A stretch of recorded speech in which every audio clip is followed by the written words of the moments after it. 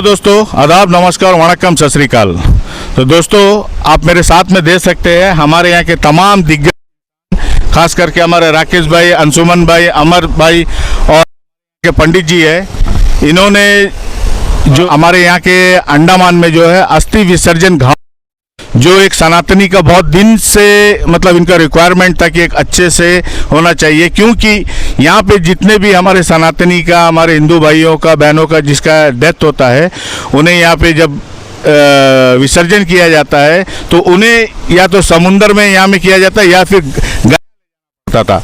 तो वो मद्देनजर देखते हुए यहाँ पे हमारे हिंदू राष्ट्रीय शक्ति की तरफ से एक प्रावधान था हमारे यहाँ के प्रशासन से, और उन्हें पास है, और जिसके चलते वो यहाँ पे बहुत ही जो है अस्थि विसर्जन घाट बनने जा रहा है। तो आइए उसी के बारे में जानते हैं कि ये कैसे बनेगा, कितने लागत से बनेगा और क्या क्या इसमें होगा। आइए वो जानते हैं। जय श्री राम। मैं पंडित रविकेश त्रिपाठी, यहाँ के समाज सेवक, साथ में पुजारी संगठन से भी संबंध रखते हुए कल मेरे को इस जगह पर बुलाया गया हिंदू राष्ट्र शक्ति के द्वारा और एडमिनिस्ट्रेशन के कुछ पदाधिकारियों के द्वारा।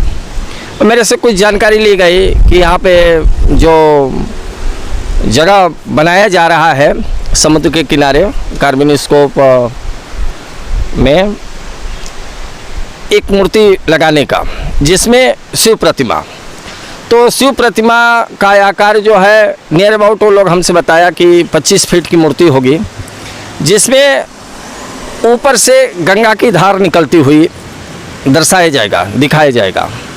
तो उसकी दिशा किधर होगी और किस दिशा की तरफ मूर्ति रखा जाएगा, कैसे रखा जाएगा, कैसे बनेगा, वो सब चीज़ के बारे में मेरे से जानकारी लिया गया, जो मैं उन लोगों को बताया। ऐसे तो उन लोगों का प्रोजेक्ट जो है वो प्रपोज सारा कुछ तो बना हुआ है ऑलरेडी, उसमें थोड़ा सा इधर उधर करने के लिए मेरे से पूछा गया, जो मैं बताया। और मैं उन लोगों से पूछा कि ये कार्य कब तक हो जाएगा, मुक्ति धाम बनने का जो भी है, वो लोग बताए कि शीघ्रता से शीघ्र ही कार्य हो जाएगा। पंडित जी, अभी आप है थोड़ा सा बताइए ना, कैसा डायरेक्शन में? डायरेक्शन समुद्र से 1 मीटर 1.5 मीटर छोड़ करके और वो मूर्ति रखी जाएगी। मूर्ति का डायरेक्शन जो होगा सीधा रोड की तरफ होगा, और जो मूर्ति के ऊपर से जो गंगा जी का पानी निकलता हुआ दिखाई देगा, वो ठीक मूर्ति के दाहिने दिशा में होगा और उत्तराभिमुख पानी गिरेगा। ये समुद्र के किनारे बस जस्ट इसी जगह में वो 25 फीट की मूर्ति है, और बेस वगैरह लेकर के 30 से। पंडित जी, आप थोड़ा सा स्पॉट के थोड़ा दिखा सकते हैं? हाँ जरूर, चले आए। ये जगह नियुक्त किया गया, आप जहाँ पे खड़े हैं, ये जगह नियुक्त किया गया। अच्छा अच्छा। और इस जगह में मूर्ति का दिशा जो है ठीक सामने, ऐसे मूर्ति का दिशा जो ठीक सामने रहेगा, और उसके साथ में जो पानी की धार, जो शिव जी के ऊपर से जो पानी की धार गिरेगा, वो ठीक इस दिशा में गिरेगा। इस जगह में एक वेल होएगा, कुआं, उस कुएं के पास में ही अस्थि विसर्जन का घाट रहेगा, और उसके ठीक सामने इस साइड में वो लोग बताया कि हवन कुंड का स्थान, मुंडन संस्कार के पूजन पाठ से संबंधित यहाँ एक सेट रहेगा। ये उन लोगों ने बताया। उन लोगों की तो व्यवस्था है कि कैसे वो लोग क्या करेंगे, वो लोग सारी पूरी प्लानिंग के साथ में। मेरे से केवल मूर्ति के बारे में डायरेक्शन और अस्थि विसर्जन करने का स्थान में किया लोग, और कितने कुंड रहेंगे वो सब के बारे में जानकारी किया लोग। तो हमने बताया कि 3 कुंड भी रह सकते हैं, 5 कुंड भी रह सकते हैं, 1 कुंड से भी काम चलाया जा सकता है। लेकिन बोले कि नहीं, अगर ज़्यादा आदमी एक साथ में आ गए तो कैसे होएगा। तो हमने कहा 3, 5, 7 की संख्या में कुंड बना सकते हैं हम यज्ञ के लिए। और मुंडन संस्कार के लिए जैसे 10 गात्र क्रिया होती है, लोगों के मर जाने के बाद 10 गात्र क्रिया होती है, एकादशाह कर्म होता है, द्वादशाह कर्म होता है। तो ये सब चीज़ के लिए शेड की व्यवस्था, लोगों के बैठने की व्यवस्था, गाड़ी की पार्किंग की व्यवस्था, ये सब चीज़ों के बारे में हमसे पूछा गया। हमने थोड़ा मोड़ा जो भी जानकारी है, और साथ में वो लोग मेरे से जानकारी लेना चाहे, वो सब मैं बताया।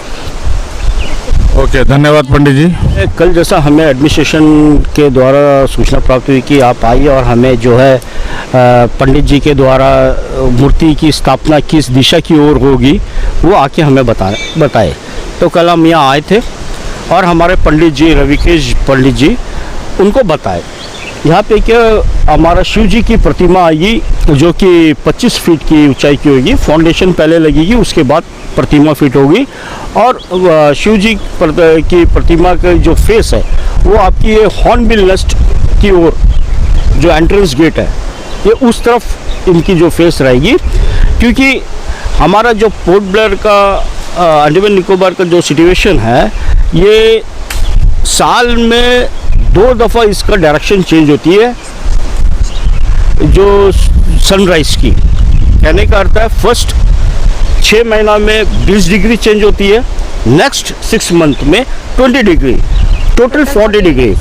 तो ये जैसा कि ये हमारे लिए बहुत ही इम्पोर्टेंट है सनातन धर्म के लिए, ये अस्थि विसर्जन और यहाँ में जो भी कुछ होगा तो इसको मद्देनजर में रखते हुए देखते हुए जो है हमने उस हिसाब से सूरज की सनराइज को लेकर हमारे पंडित जी ने उनको बताया कि प्रतिमा की जो शिव जी की प्रतिमा की जो पोजीशन डायरेक्शन होगी वो रोड की तरफ उनकी डायरेक्शन होगी और जो राइट साइड आपकी पड़ेगी शिव जी की उनकी जो जटा से है पानी निकल कर गिरेगी और वो पानी सीधा आपका समुंदर की ओर निकलेगी जहाँ पे लोग अपने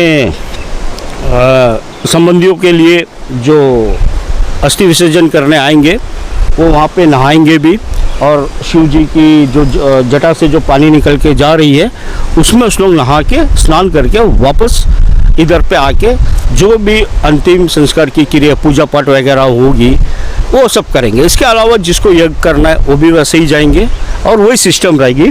हमारी राइट साइड की तरफ जो दिशा है उसी में आपका यज्ञ कुंड भी आएगी क्योंकि हम लोग जो है और इवन पंडित जी लोग हैं ये जो है इस तरफ ही बैठ के पूजा करेंगे, लेफ्ट साइड की तरफ नहीं।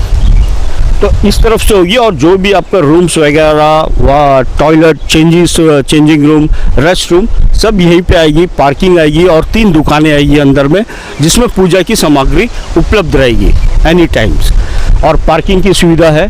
और मज़ा बहुत ही खुशी की बात यह है कि इन्वायरमेंट को देखते हुए यहाँ पे पेड़ को भी नहीं काटा जाएगा और उसके हिसाब से जो डायरेक्शन जिग-जैग वे में जो है रोड ऊपर से बनेगी ये नीचे आने के लिए और हम जो है हमारे डिसेबल हैंडीकैप लोगों को भी देखते हुए हमने जो है उनके लिए भी अलग से रास्ता का प्रावधान किया है जो वो लोग से वो रास्ता से वो आएंगे। तो ये है ये जो है हमारा ये जो अभी ऑर्डर जो है प्लेस हमारे पोर्ट ब्लेयर में ही होगी और ये पोर्ट ब्लेयर में ही बन के यहीं पे बनने के बाद में स्थापना होगी और ये जो ड्यूरेशन ऑफ पीरियड है ये आपका में एंड की है। मगर जैसा कि हमारा शक्ति कंस्ट्रक्शन को ये काम दिया गया हुआ है उनके कहने का अनुसार ये जो इनको ड्यूरेशन ऑफ टाइम दिया है काम कंप्लीट का ये उससे पहले कर देंगे। ये अनएम्प्लॉयमेंट को ही वो दुकान दिया जाएगा जो कि वो अपने रोज़गार भी कर सके और उनका आमदनी भी आएगी। इवन यहाँ पे सिक्योरिटी गार्ड का भी प्रावधान है। देखिए ये एंटायर जो प्रोजेक्ट है ये एक स्मार्ट सिटी के अंदर में ये आपका ये शक्तिधाम आ रही है, मुक्तिधाम जो है और ये एंटायर कार्बाइन स्कोप तक ये प्रोजेक्ट है। इसमें आपका एक्वेरियम अंडरसी एक्वेरियम और कई सारे हैं। ये मोर अराउंड अबाउट 30 करोड़ प्लस की प्रोजेक्ट है और पर्टिकुलरली मैं इस प्रोजेक्ट में कितना अमाउंट आ रही है ये मैं नहीं बता सकता क्योंकि ये स्मार्ट सिटी के अंतर्गत है। ये जो ये आप देख रहे हैं ना ये बेल्ट ये चारों तरफ ये पूरा यहाँ तक इसमें ये चलेगा और इसका जो है देख रेख हमारा PBMC कर रही है अविनाश कुमार सिंह जी जो ई है स्मार्ट सिटी प्रोजेक्ट का और ये आपका DC ऑफिस का अंतर्गत लुक आफ्टर में ये प्रोजेक्ट होगा, क्योंकि जब हमने लास्ट टाइम में जब ये प्रोजेक्ट के लिए बात की थी, अंशुमन रॉय जी थे, मिनोती मैडम जी थी, हमारा वेंकट रमना जी था, जब सीएस से मिले थे और हमने ये प्रपोजल का प्रस्ताव रखा था, उस समय जो है हमारा जितेंद्र नारायण जी चीफ सेक्रेटरी साहब थे, वो इमीडिएटली इस पे एक्शन करे और वो ये चीज़ को उचित समझे, और उसी वक्त प्लानिंग टीम अपना सेक्रेटेरिएट की, फाइनेंस टीम सबको बुला के उसी समय डायरेक्शन दे दिए थे कि भाई ये चीज़ आप हमको कितना कॉस्ट आता है और लोकेशन सब पता करके हमको बताइए, और उनके रहते हुए ये सारा चीज़ अलॉटमेंट हुआ है और ये प्रोजेक्ट स्मार्ट सिटी के अंतर्गत में आ गया, ताकि ये पूरा एंटायर एरिया स्मार्ट सिटी में बन रहा है। और वो उसी समय ये बता दिए थे कि ये जो है काम आपका अविनाश पीबीएमसी अविनाश जी के द्वारा देख रेख में होगी, जिसको मॉनिटरिंग डीसी ऑफिस करेंगे। उस वक्त डीसी ऑफिस का हमारा डिप्टी कमिश्नर साहब सुनील अंशुपाका जी थे, और अभी विदिता रेड्डी जी है, तो वो उनका देख रेख में होगा। और अभी जो ये प्रोजेक्ट जैसा कि शुरू हो चुकी है, तो जो कुछ छोटी मोटी जो अड़चन आएगी, तो मेरा ये ऑनरेबल हमारा एडमिनिस्ट्रेशन, हमारा लेफ्टिनेंट गवर्नर, चीफ सेक्रेटरी साहब से रिक्वेस्ट है कि इसमें जो है आप लोग थोड़ा इंटरेस्ट दिखाइए, ताकि जो भी अड़चन आती है इसको दूर किया जाए जल्द से जल्द। और क्रेशर तो डीसी ऑफिस खुद बंद करके रखा हुआ है, तो उसके बारे में क्या कहेंगे? देखिए, ये जो है आपका आजकल जो है रेडीमेड आता है, जैसा आप देखिए डोर वगैरह, रूम्स वगैरह, ये रेडीमेड आजकल उपलब्ध है। आपको इसमें क्या है, ये मिट्टी काटने के बाद लेवल करने के बाद में आपका टाइल्स की प्रोसेस रहेगी।